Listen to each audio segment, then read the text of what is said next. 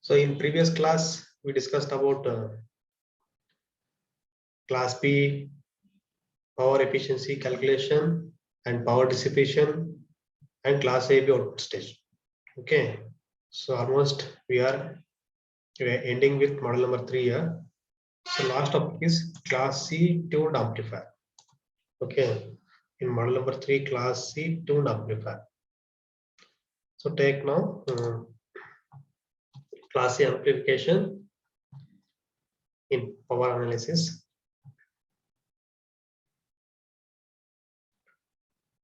So this is the complete circuit diagram of the class C amplifier. Okay, here they given only symbol transistor with the load. Okay, they given active element and passive elements.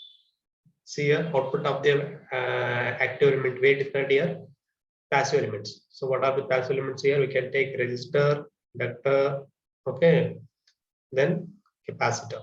Okay, whatever take here for the passive elements. Okay, so that should be connected to where here, output of the transistor. We can take either APT also or BJT also here. So this is the input and output characteristics here. If you apply any full cycle here, you will get a very small signal. Okay, that small signal is how much here? Less than the 180-degree cycle. Okay, what is the class A amplifier output here? So that should be always less than the 180-degree cycle. Remember this one. Okay, means we are making a small signal output. Understood? So this is the working principle of class C amplifier. Okay, see the circuit here. What are the elements that are connected here? First, they have taken transistor, right? So which transistor this one here? Bipolar junction transistor. Okay. First to take input here. Okay, input is where here, where it is connected? Resistor. Okay, that is RB resistance. Okay, RB resistance means what here? It's a biasing resistance. Understood? So biasing means we are applying the voltage and current depending upon the requirement. Okay, depending upon the requirement, we can apply the voltage and current to this resistance. That's why called as a biasing resistance. Understood? So input side are connected RB. Okay, emitter is connected to ground here. Then collector. Where it is connected, collector here means output is connected to passive elements. Okay, here in passive elements, what are the elements that are connected here? Inductor and capacitor. Understood? These two are in parallel connection because we are generating the frequency. Okay, we are generating the resonant frequency L1 and C1. Then these two passive elements, it is connected where here? VCC. Okay, so L and C, it's connected where here? DC supply. So L and C, it is connected to DC supply. So L and C, it's connected between the output of the amplifier, means BJT and DC voltage. So L and C, why the connected L and C here? Here we can vary the output signal. Okay, by varying the L value and C value. Okay, by varying the L value and C value, we can vary the output signal depending upon the requirement. That's why I call it a tuned amplifier. Okay, there is one more name for the class A amplifier. What is that? Tuned power amplifier. Okay, tuned power amplifier means it is class C amplifier. Means here we can vary the output signal by varying the inductance value and capacitance value. Okay, we can call it as one more name, that is tuned oscillator. So here you take some conditions for the tuned oscillator here. This is the characteristics of class C amplifier, power amplifier. So here, what is the condition of the Q point here? Okay, see this is the x-axis. For the x-axis, they have taken current here, that is ICE. For the y-axis, they have taken VCE. Okay, they have taken current versus voltage. Okay, this for the DC load line. Okay, here they have taken DC load line. In DC load line, okay, they have taken Q point, biasing point for the BJT. It is located below the x-axis. Okay, Q point is located below the x-axis in class C amplifier.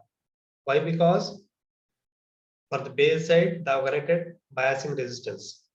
Okay, base side, they have connected biasing resistance here. That's why Q point, it is located below the x-axis. In this condition, if you apply any input signal here, if you apply any AC signal here, we'll get a output as a very small signal. Okay, this small signal is what here? That should be less than the 180-degree cycle. Understood? So this is the very less than the 180-degree. Understood? So here they have taken current versus voltage curve. Understood why you are getting less than the 180 means Q point is located below the x-axis, means after the x-axis. So we are making a small signal operation here for the output side. Understood? So here from the L and C circuit we can vary the output signal with respect to voltage and current here. Understood? So if you vary the output signal here, what happens here? What is the purpose of varying the inductance and capacitor here? The main thing is they are going to avoid the output distortion. Okay, we are making a smooth waveform by varying the L and C. Okay, means you can avoid the distortion. Okay, across the output side, and also we can increase the efficiency also. Okay, there are two advantages of connecting L and C here. First one is we can improve the efficiency. Okay, efficiency means what here? We want to reduce the power consumption. Okay, efficiency means we want to reduce the power consumption. Then also we can avoid the distortion across the output side. Understood? That is the two advantages of by using the L and C. Okay, that is tank circuit here. Okay, this L and C combination they will call it as a tank circuit here. Okay, tank means output side they have connected one bridge circuit here, that is L and C. So this bridge circuit only it will contain passive elements here. There is no active elements here.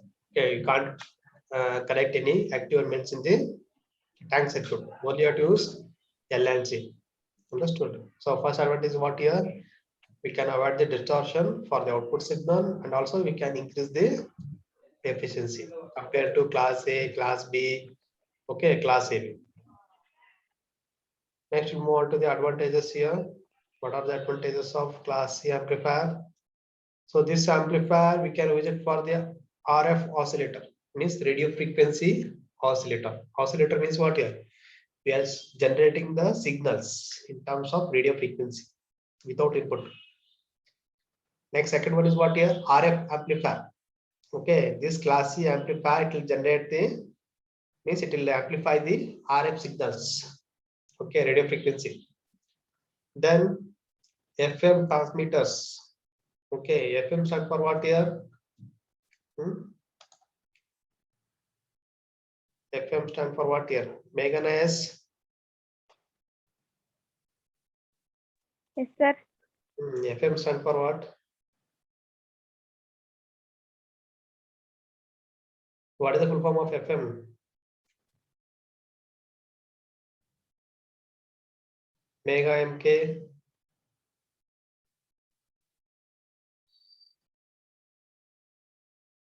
Mega MK. Sir. What is the full form of FM?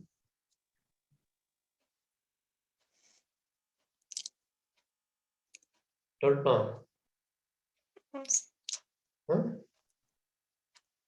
If people don't know about the full form of FM, do you have a radio? FM radio. Mobile phone? Radio app? FM radio. Yes.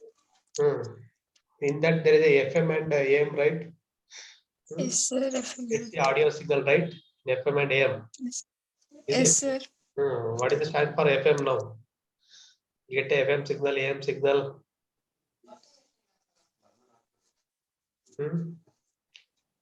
Next is Karthik, yes sir. Booster amplifier. Okay, booster amplifier means we can increase the strength of the signal. Okay, booster means what here? We can give the energy for the output signal based on your amplification. Understood?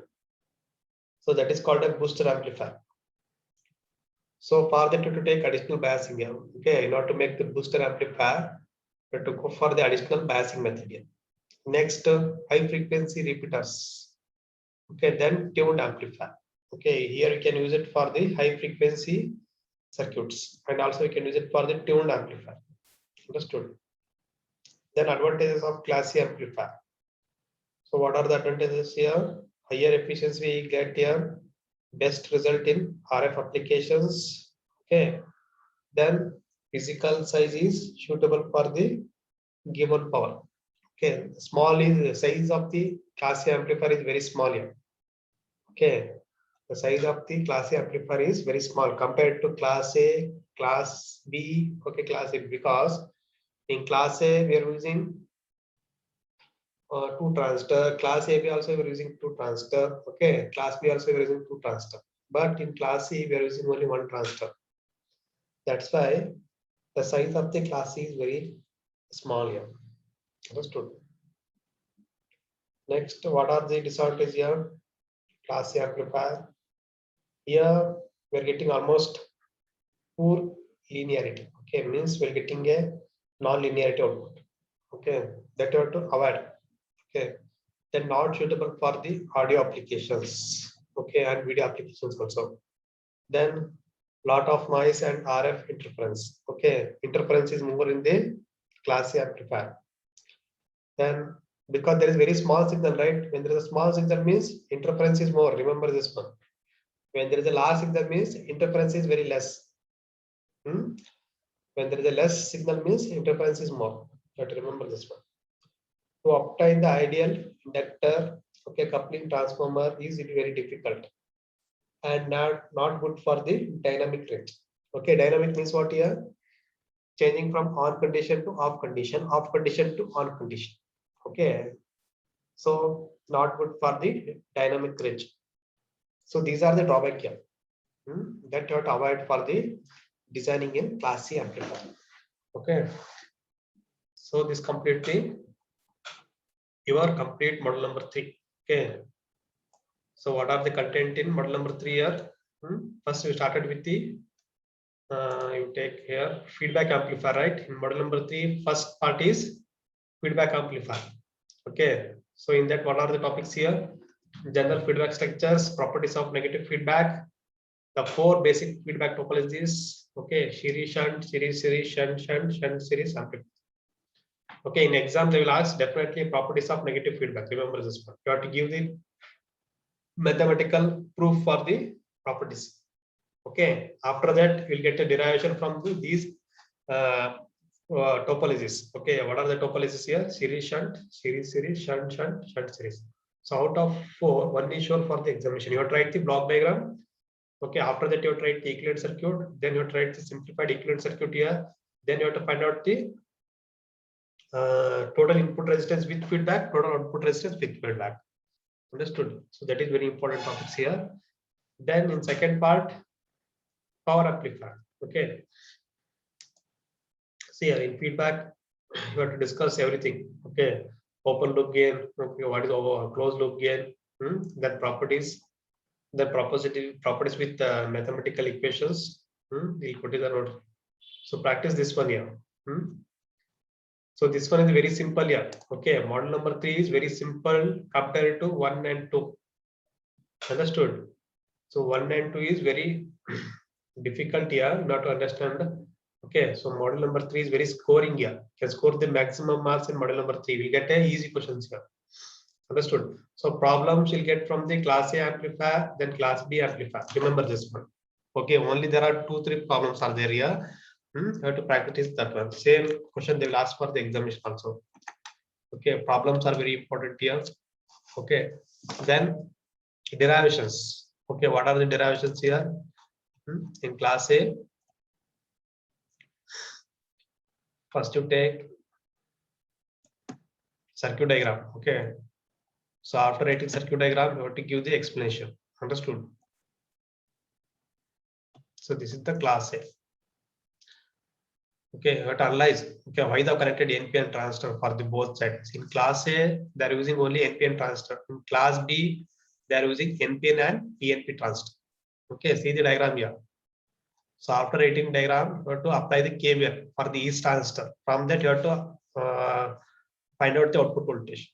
Understood? Then you have to write the transfer cat here. Okay. So after writing transfer cat 6, then you have to find out the power dissipation. Okay. Power dissipation means power consumption for the each transistor because they are currently NPN transistor, right? Then problems. Okay. Same problems will get in the examination. You can see the previous year question paper here. They'll ask from the textbook only. Okay. I'll go through this notes here. Next, power conversion efficiency. This is also very important. They will ask for 6 marks here. First, you have to write the circuit diagram. Okay. Suppose in exam they can ask for directly power conversion efficiency. Okay. In this condition, first you have to write the circuit diagram. Then you take the efficiency formula. That is output power by input power. Okay. Directly don't write the equation. Okay. In exam they can ask any kind of circuit here, class A, class B, or class AB. Okay. So all of you practice the circuit diagram, then you write the equations. Okay, without circuit diagram, don't write any equations. Then simplify here. Okay, you take V0 is equal to VCC here, you got only 25%. Understood? So why you got 25% for the class A amplifier?